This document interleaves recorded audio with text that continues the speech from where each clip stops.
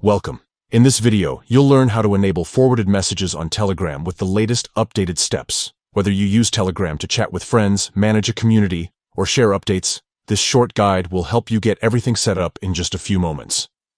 First, open the Telegram app on your phone. If you haven't updated it recently, it's a good idea to make sure you have the latest version from your app store. Once you're in, look at the top left corner of your screen.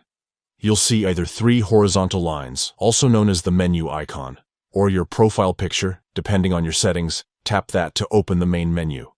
From here, scroll down a bit until you find the Settings option. Tap on Settings, then choose Privacy and Security. This is where Telegram stores all the controls that let you decide who can see what, who can contact you, and how your messages are shared.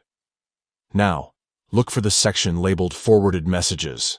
Tap it, and you'll see a few options about who can forward your messages and who can see that the messages came from you. To make forwarding fully available, select Everybody. This setting allows anyone to forward messages you send, which is especially helpful if you share public information or inspirational content you want others to spread easily.